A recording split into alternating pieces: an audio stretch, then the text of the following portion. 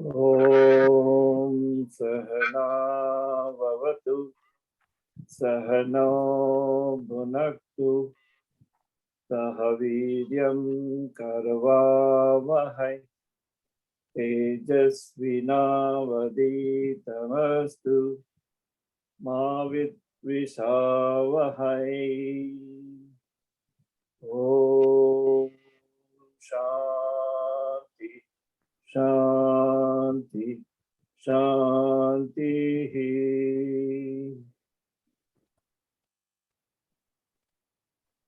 May God protect both teacher and student. May He nourish us together. May we work together with great energy. May our studies be enlightening. May there be no hate among us.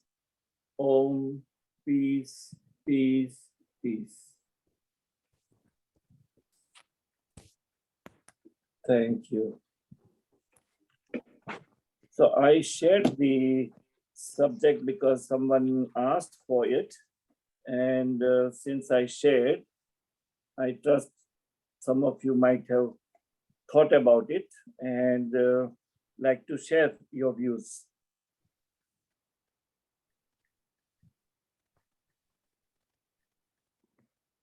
And it's important not to, as far as possible, refer to any text or any scripture, but spontaneously your own expression of what is faith and what is surrender.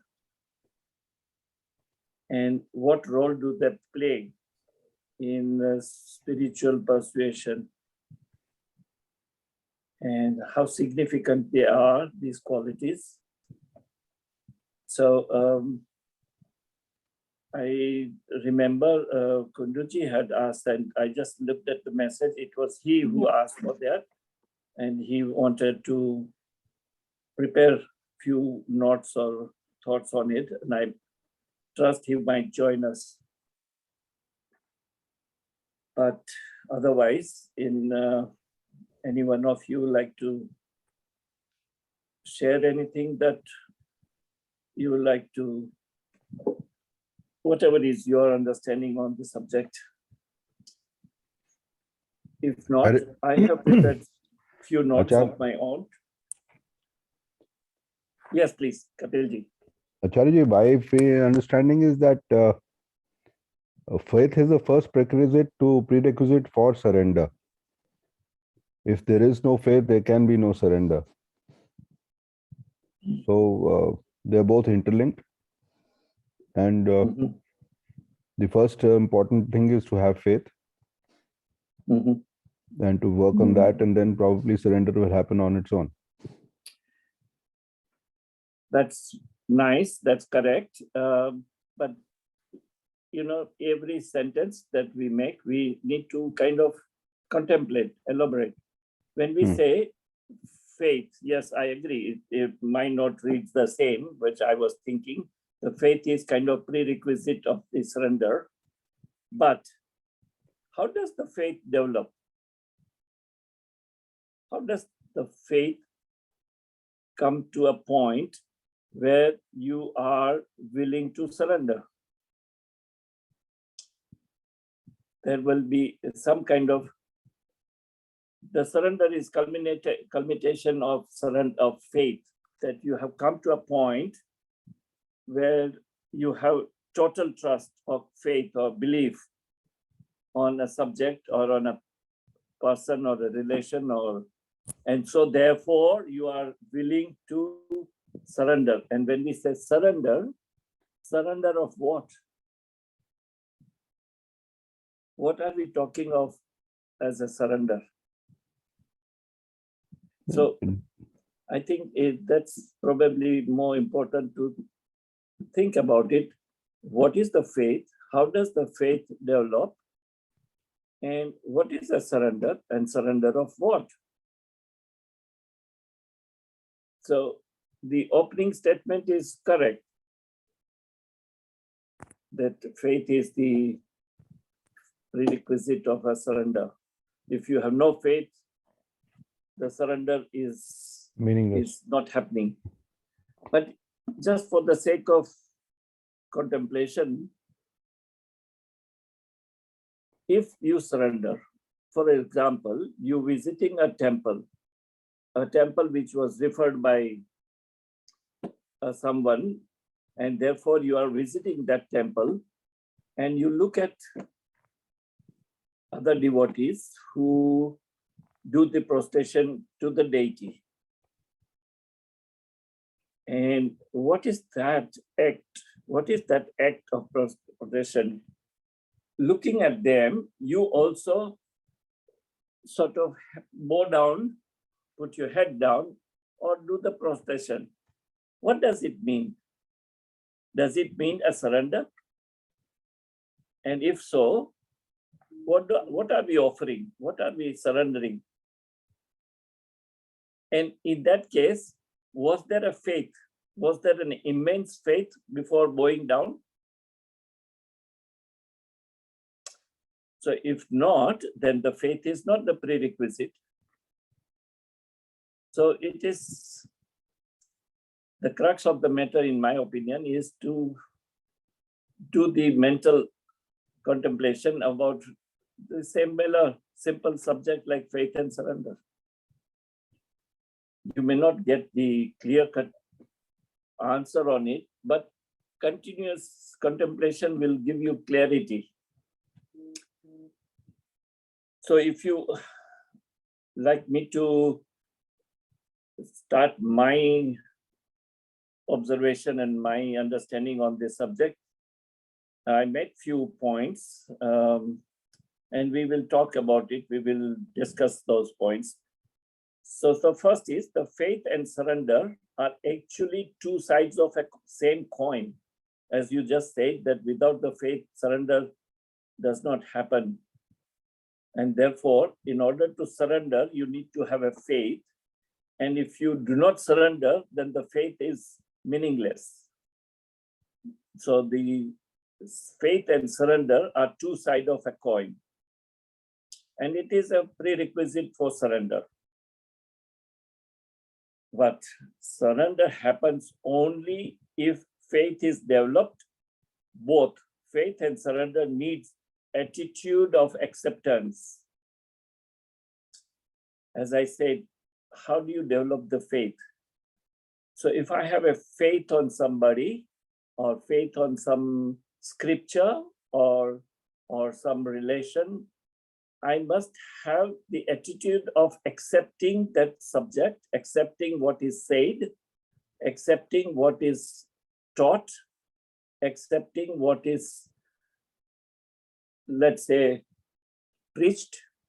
So basically, if there is a doubt, if there is a question, if you do not agree with what is told or taught, the faith does not happen. So the first and foremost requisition is acceptance.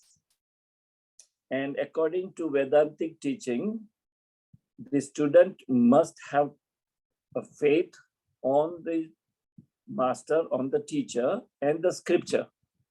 To start with, it cannot be proved. Whatever is taught, whatever the wisdom or the spiritual knowledge is preached, many aspects of spirituality cannot be proved because it is beyond proving it. So if you cannot prove, usually you do not get convinced, and therefore you may not be able to have the faith. But as far as divine knowledge is concerned, the faith is developed by accepting what is taught by your master and the scripture. So that's and as you start with that acceptance and then start gaining the knowledge from your master and the scripture, you get clarity. And as you get clarity, you understand that it is most of the time up to the student to start the process of purification. And with that purification, you come to a point which gives you wisdom. And after the wisdom, you are in position to surrender. And surrender is not the surrender of your gross body or surrender of your possession or your assets, but surrendering of ego. What is important is to surrender your ego, the ahankara, that I am so and so, or I have this position, or I have this power. So basically, surrender here in this context is surrender of ego. So the acceptance of every circumstances, situation, relationship, and experience is very important. If you are struggling to accept the existence, if you are struggling to accept the circumstances surrounding you or relationships that you have, then you cannot develop the faith. So in order to develop the faith, which is prerequisite of surrendering the ego, is to have acceptance. So how do you get that acceptance? Acceptance happens only when you have the respect and a love, or love and respect towards your master or scripture or situation and relationships. If you have no attitude of respect and love, it is hard to accept. And when it is hard to accept, you do not develop the faith. And surrender cannot happen. It could be superfluous if it is not based on the faith. And when we speak surrender henceforth, it is surrender of ego. So once you are gain that clarity and you progress on the process of you progress on the process of purity of thoughts, purity of your attitudes, purity of your behavior. And this is based on love and respect. So in my understanding, there are stages, which is first is to gain the knowledge from different sources, then to do, which is known as a shruti. Then you do the mananan, smruti and mananan. Think about it and contemplate. So whatever we speak, first we must have a clear idea of what we are speaking or what we are hearing, and then there is some amount of remembering it and contemplating it on the subject of whatever the teacher or your scripture is teaching. With that, you gain a clarity on the subject. With the clarity on the subject, you realize that the purity of thoughts, purity of your actions and emotions and words are essential. So purity of thoughts, feelings, memory, words, and actions are necessary to develop the faith. So it is always the student or the individual who have to first think of clarity and purity, and then the faith is developed towards the master or the scripture or any teaching. With that, you are in position to offer or surrender your ego. And you become a good receiver of higher knowledge.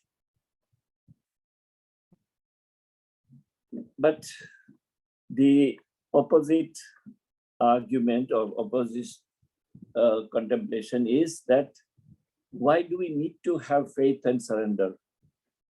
And it is only necessary when the current conditions are not fulfilling.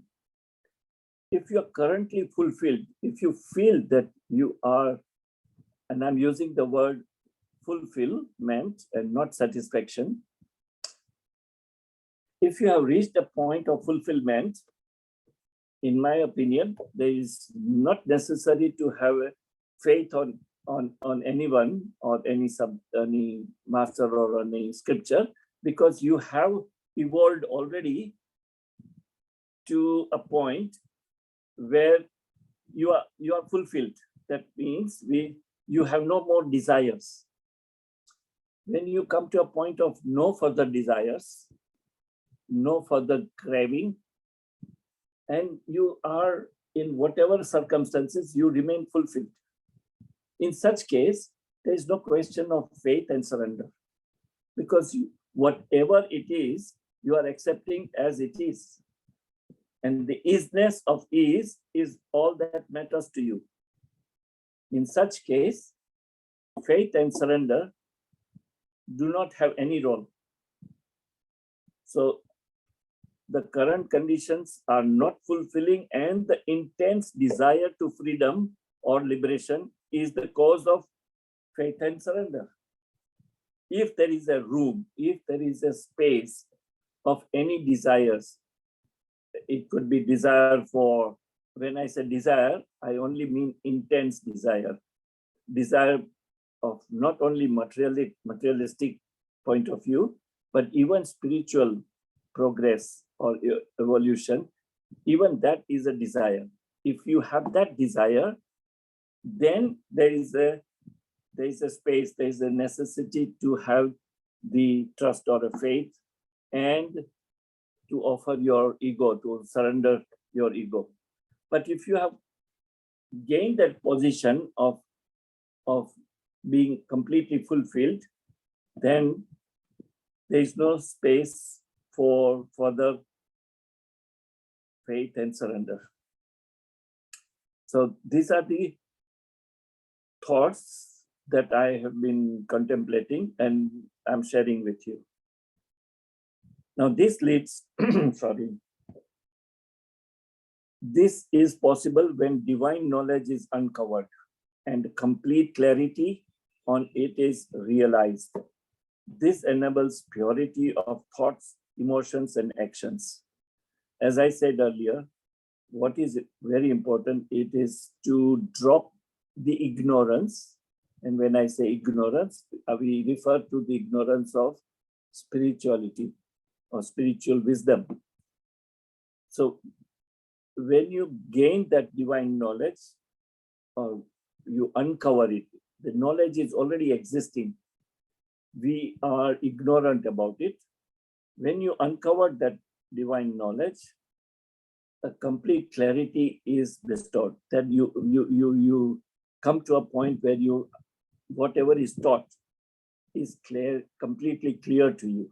You have no more questions. You no more have doubt. You understand, and it clarifies all your questions and doubts. So clarity comes after you gain the divine knowledge. And with that clarity, purity of thought, emotions, and actions are practiced.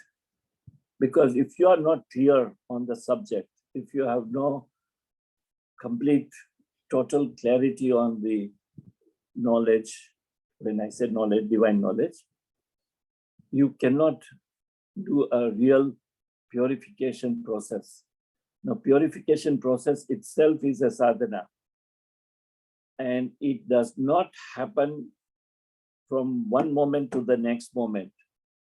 It is something that has to be work in progress. You must be conscious that every single experience or encounters in life, you trying to learn a lesson which enables you to make your thoughts, your emotions and actions and words more pure. And when I say pure, I refer to the purity of thoughts mainly. Even some of the teaching of some master is said that even if you are thirsty and you try to take the water from the stream, it is considered as a stealing of a water from the nature. Now, to the extent of being aware of that purity is only possible when you have the attitude of gratitude. That if you, this is one of the analogy, that if you are thirsty while walking in the bush and you pick up a water from the stream, you must have the gratitude to the nature that thank you for providing water, and with your permission, I'm borrowing, I'm taking the water from the nature. So it does not mean to stop your action or not to drink, but with that attitude of gratitude towards nature that has provided water to you.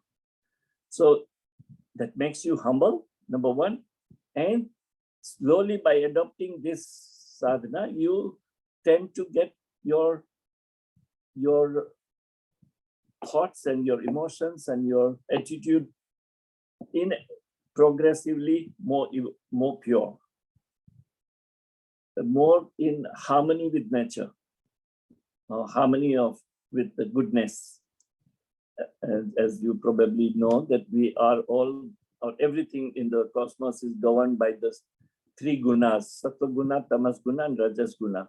So every time with awareness, you're inclined to think, speak, and act more of goodness or sattva, and drop rajas and tamas as much as possible. Now, it's not possible that you are out of the rajas and tamas guna. It is always in a combination.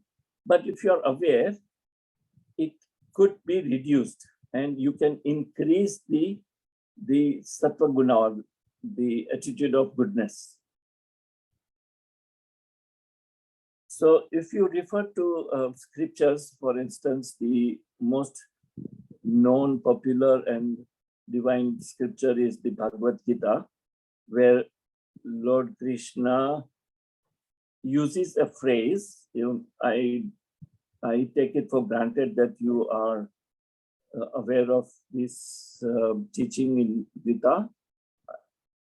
There is a phrase used by Shri Krishna which says, Niryog Kshema.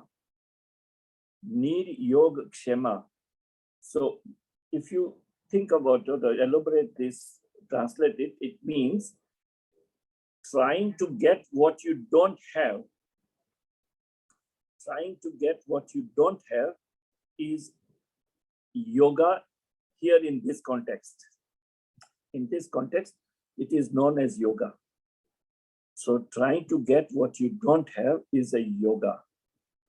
And trying to protect what you have is kshema. So use the original phrase is Niryoga Kshema. So yoga is trying to get what you don't have. Kshema is trying to protect what you have. And Niryoga Kshema is to let God take care of it. So here is the question, or here is the point of faith and surrender together. As I initially said, it is two sides of a coin. So when you practice the Niryoga Kshema, it literally means you let God take care of it. Take care of what? Take care of providing what you don't have, and provide and protect what you already have. With total faith and surrender to God, whatever is needed is provided. So you see, from the basic philosophy and basic day-to-day lifestyle, you generally come to a point where you refer to the Holy Scriptures and teaching of masters, which evolves you spiritually. So, question I was thinking, that in the Bhagavad Gita, there were so many characters, and why did Lord Krishna chose Arjuna to impart the supreme knowledge? Why was he favored with the first hand Gyan of Gita Gyan? Why not his brothers? Why not the Yudhishthira, who was considered to be the what is it, the phrase? I do not get it. Dharmaraj, it seems that he always spoke truth, etc. So ideally, he was the candidate to receive this Gita Gyan, but Krishna preferred to have Arjuna and not Yudhishthira. So the Gita Gyan would not be provided by Sri Krishna to Arjuna. Arjuna was just a symbol. Actually, it meant to be for humanity. If Arjuna had not surrendered himself, you see, this was the qualification. If you refer to Gita, in the very first chapter, the entire chapter, the Krishna speaks nothing. It is only Arjuna, which is limitations that I cannot fight this war because these are my people, these are my family, these are my cousins and my teachers. How can I fight with them and them? So, but finally he said, I will do what you say, you guide me. And with total attitude of surrender, Krishna found him the right candidate to give this Gyan of what is popularly known Gita Gyan. So that was the example of surrender. And that surrender of Arjuna was based on his belief, his trust, his faith in his charioteer or the role that he was performing. And he considered him to be the Lord. And so he surrendered. And because he surrendered, it was easy for Lord to give this knowledge. And it is Arjuna being the symbol of the humanity. God, when we say God, I use the God word to refer the form, name, and shape, which is the first stage of the devotion, the bhakti. So here we talk about God with the form. God responds to your faith and surrender and listens to your prayers. However, all prayers that you have, prayers, as I said earlier in one of the earlier our satsang, prayer is basically seeking something, seeking or asking for something. So it is the individual praying to the higher power or God, asking for blessings, asking for some favors, asking for certain help, or asking for anything that is missing in life. So it is always calling for, asking for is prayer. The second stage of prayer is to praise the Lord, is to glorify the wisdom and the power of the God. And the last stage of prayer is to listen, is to be quieten your mind, quieten your ego. And when you quieten your mind or ego, you become a qualified receiver of the grace, receiver of the wisdom. However, when you are asking prayers, all prayers are answered, but all prayers are not answered in the manner as expected. Some prayers are answered by yes, granted. Some prayers are denied because it is not desirable for you. So it is not fulfilled, it is not fructified. Some prayers take long time to get any response, probably because it is not the right time to receive the response. And sometimes the prayers are not granted, but an alternative blessings are offered. So these are the 4 ways or manners in which the response is available of your prayer. Now, how does yoga sadhana is related to the subject of faith and surrender? Yoga sadhana is practiced to prepare oneself to the possibility of receiving the grace.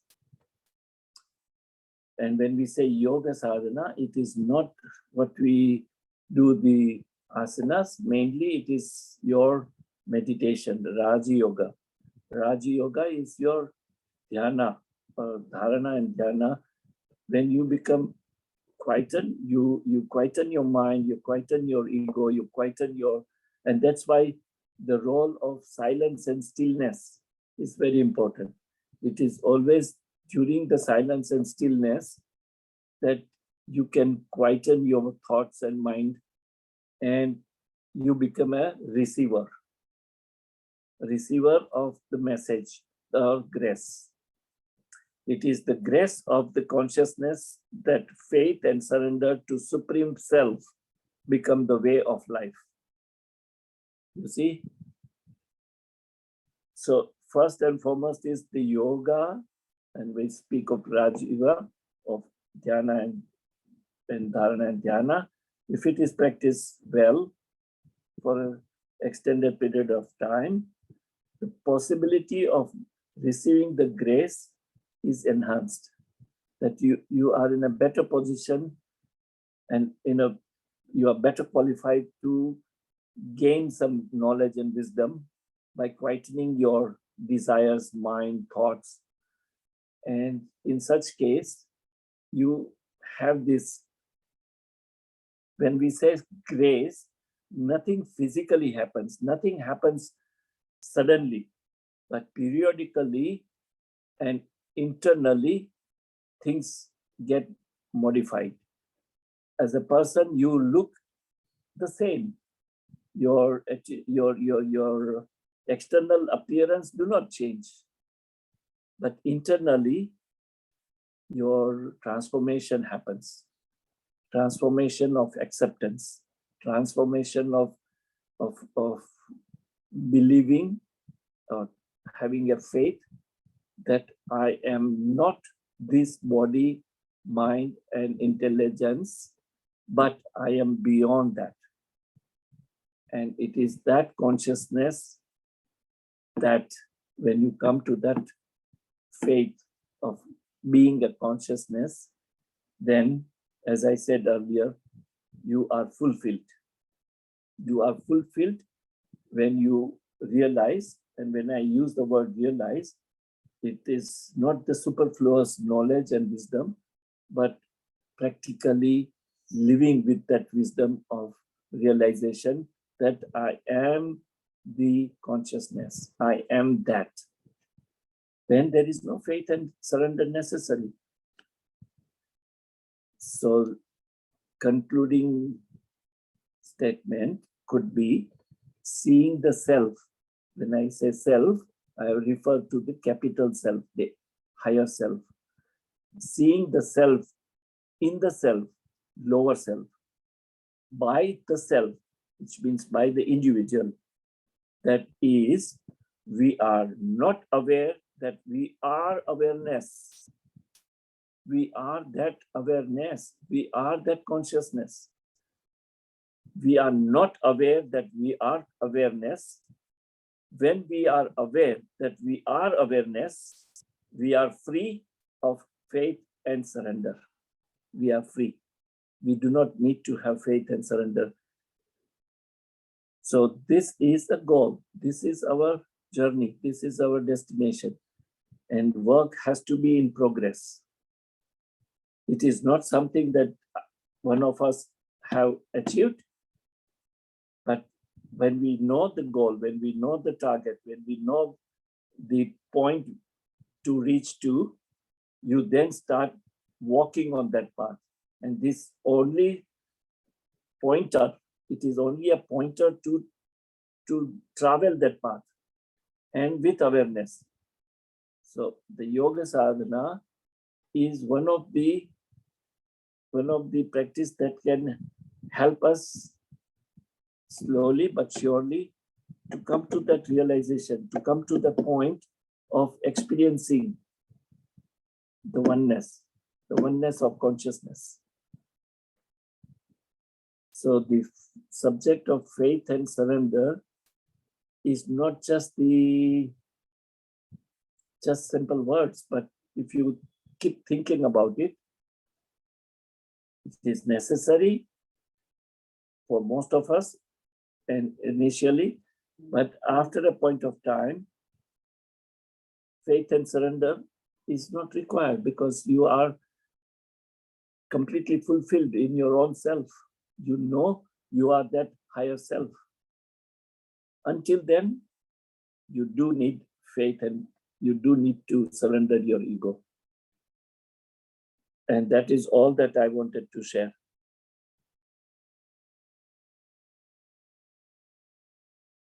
Yes, please. Acharya, like you just mentioned, grace is basically a spiritual manifestation. There's no physical this thing. But to get to that level, you need the prayers. So by prayers, are you meaning, again, is that physical or spiritual manifestation? What kind of prayers are we looking at? So when we talk about prayer, usually we pray for our parents, we pray for our friends, our siblings, we pray for everybody. Now, prayer which in this context is wishing well for them. We pray for them when we say, what do we mean? When we say we pray for them, we pray well-being. We pray for their being good, having a good health, and they're being at peace of mind. So that's a prayer. But when you use the word prayer in the context of the higher self or God or deity, then basically there are two forms of prayer. One, which most of us practice, is seeking the wisdom, seeking the knowledge, seeking certain help, seeking some one thing or the other. We are seeking all the time. What we don't have. When we have difficulty, we run to that higher power or that deity or God and say, please help me. So in order to gain the help, in order to receive the help, we offer the prayer. We think about that higher power or God. So the prayer, you need not recite any chanting, but just in your mind, you connect to that deity, you connect to that God, that power, and ask for the help, seek the help. For instance, when I say help of any kind. So that's one form of prayer. Second form of prayer, which in my opinion is this higher level of prayer, is not to seek, because in whatever condition that you are in, when I say you, all of us, whatever condition we are in, it is something that we deserve. It is something that we have asked for it. And why do we seek to get out of it? It is what it is. We deserved it.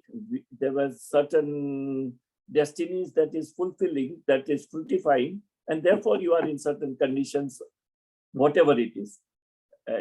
We are not talking about one limited. It could be your health, your finance, your relation, your status, whatever it is. But it is all up to us. It is our karma. It's our doing. And then you run, when there is a trouble, you run to this temple and ask for help and getting out of it. Yes, it is done, but that's the beginning. That's the first stage. And the second stage is to is only to glorify that deity, glorify the God, glorify the power of the God, and say, just praise, glorify.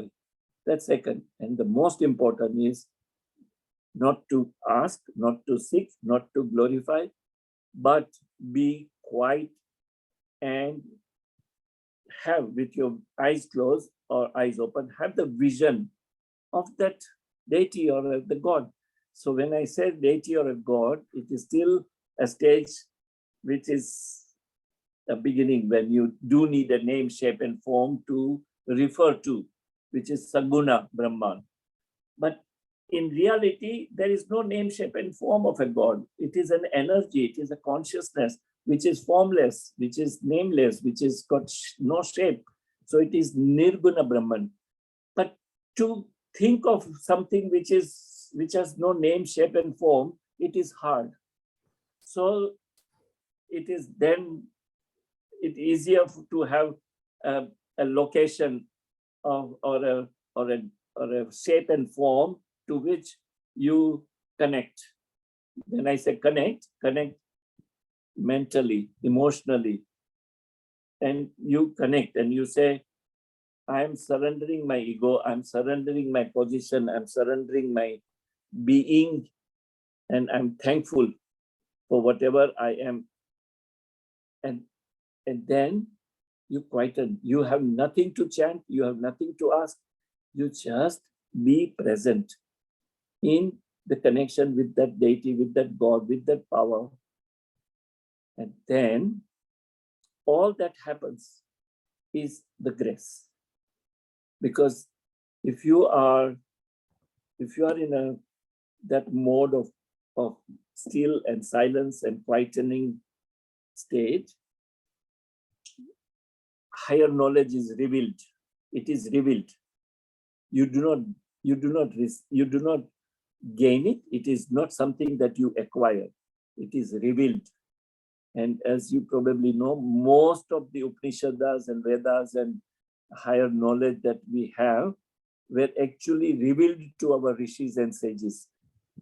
And they were revealed while they were meditating, while they were in solitude, silence, and stillness. So there is that, and it is revealed by what? And revealed from what? It is revealed from what we have, the 5 elements. One of them, as I mentioned, ether, Akash Tattva. So in that space, in the ether, everything is available.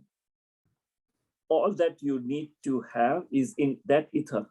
And that ether is then transmitting the knowledge, transmitting the wisdom, transmitting the grace. And the grace is just a word, but certain higher knowledge or wisdom is revealed during that I call prayer, which is wordless prayer. There are no words. You are just quieted. So, Acharyaji, from what you just discussed, acceptance and allowance is the highest form of prayer. Is that my right conclusion? Yes. Or is it? It is the acceptance of the existence, acceptance of isness, of ease, is probably the highest mode of your spiritual practice. But it is not easy. No. It is easy to speak about, it is easy to practice sometimes, but not all the time. No. And that's the challenge, and that's the spiritual journey. And that happens only when you start living moment by moment with awareness. Acharyaji, I had a small question. So we are talking about prayer, and we say that prayer is seeking God or the other higher power for something. We would start doing that only if we have faith in that higher power. So where does that faith develop? It is only after that stage that we come to prayer. So in this case, as I earlier mentioned today, there are 2 ways of having the faith. One, the faith is imposed upon you. It is imposed, which means whoever you consider to be your master, or somebody whom you regard as master, or you have a respect towards that personality, if that personality, if that guru, if that master tells you to have a faith in whatever is taught or whatever is preached, then you do not question that master, because you respect that master. You have a love towards that master.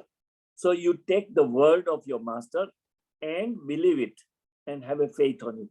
So that is one way of having faith without having sufficient personal wisdom or knowledge. Just because your master said, you are following it. That is one faith.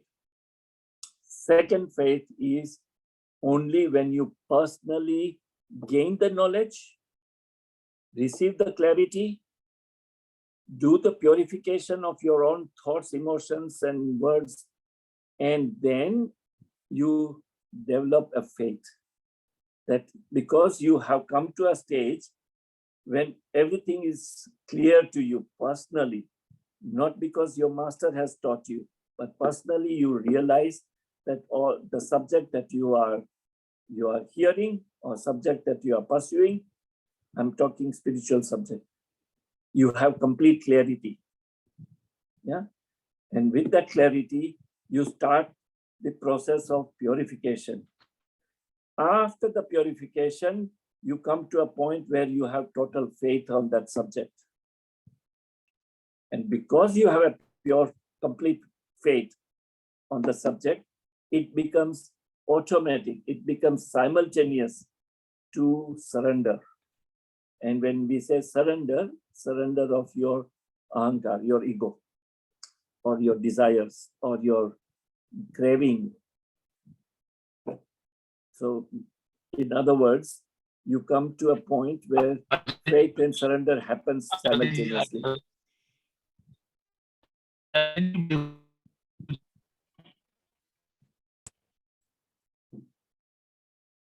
I hope I'm able to clarify your question.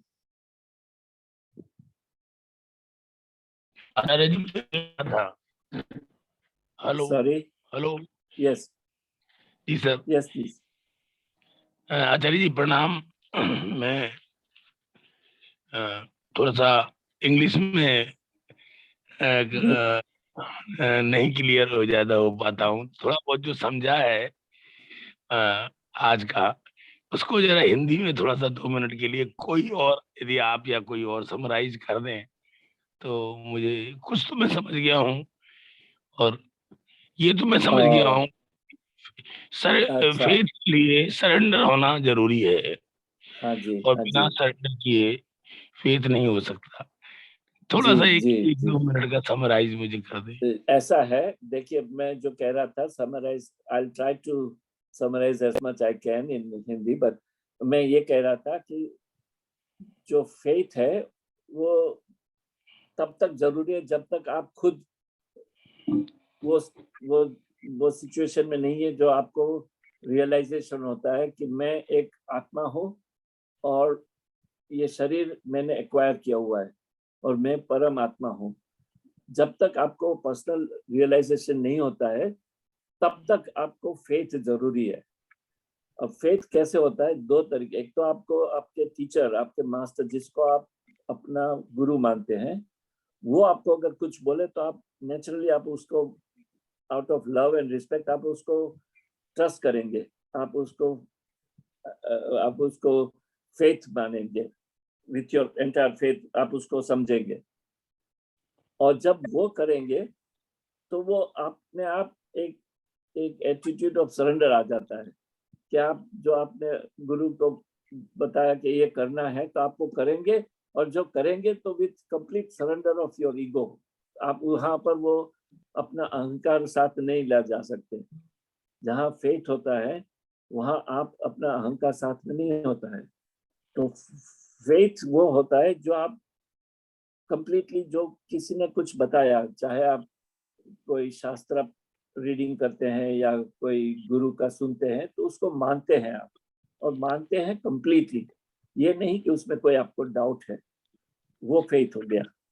दूसरा faith तब आता है जब आप खुद ने study किया है, आप खुद को क्लैरिटी हो गया है, आपको अपने आप क्लैरिटी मिला है, और क्लैरिटी होने के बाद आपने उसको निधि अभ्यास अपने प्रैक्टिस में लाया है, आप उसको you have lived that life of clarity, तब आपको फेथ आ जाता है कि आप मानते हैं कि ये मैंने खुद ये पढ़ा है, मैं खुद उसके ऊपर मनन किया है, मैंने खुद इसको प्रैक्टिस में डाला है, तो मुझे सब्जेक्ट के ऊपर फेथ आ जाता है।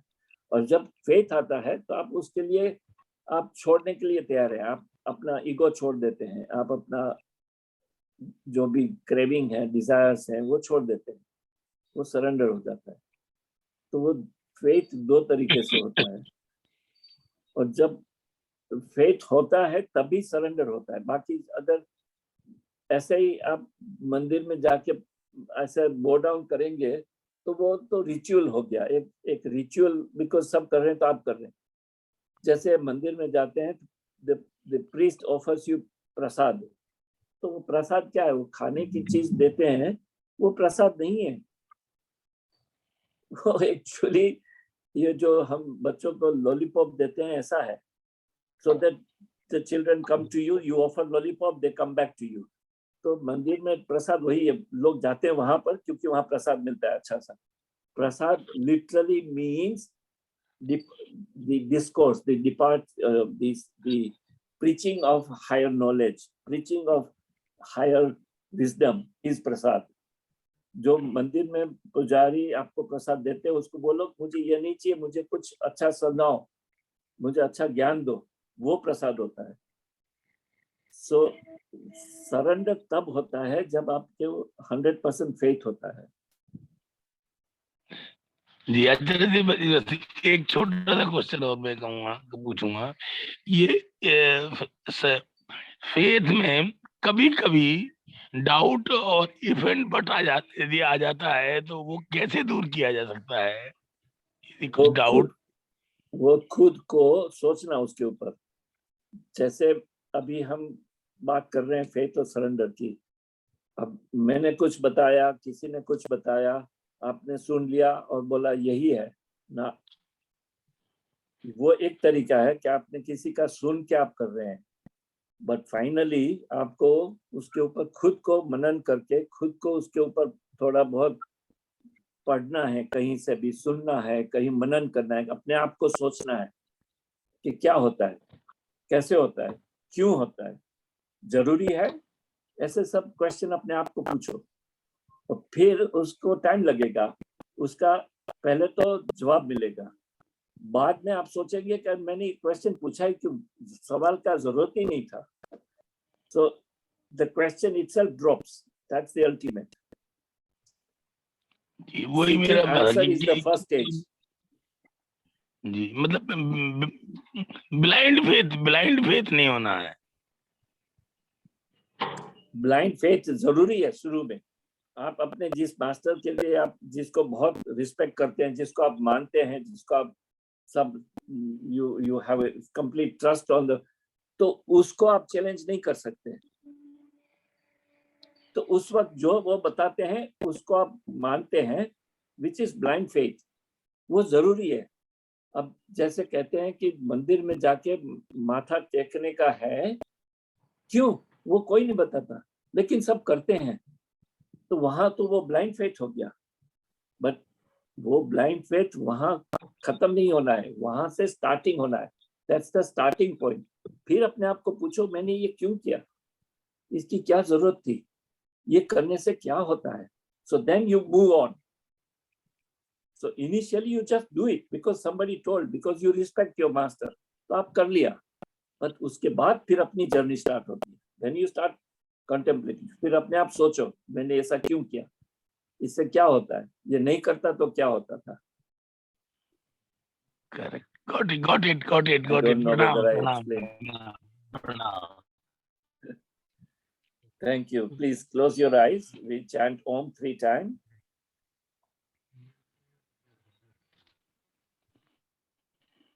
Oh.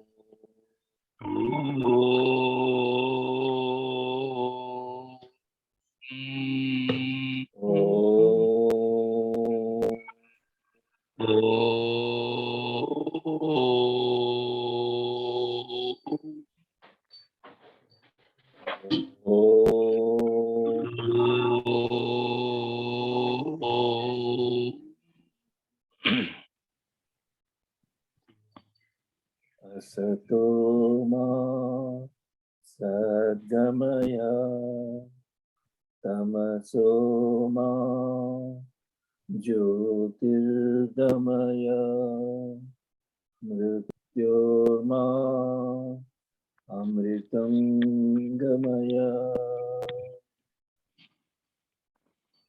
loka samasta sukhino bhavantu. Loka samasta sukhino bhavantu. Samasta loka sukhino bhavantu. Om Shanti Shanti Shanti. Thank you, God, for giving us air to breathe. Thank you, God, God. for giving us water to drink. Thank you, God, God. for giving us sun for energy. Thank you, God, for giving us good health and happiness. Thank you, God, for giving us positivity. Thank you, God, for giving us all that we need. Thank you, God, for your love, your protection, your guidance, your blessings. Thank you, God, for the existence. Thank you for giving me a chance to serve you. Thank you. Thank you, Acharya ji. Thank you. Have a Thank good you. day. आभार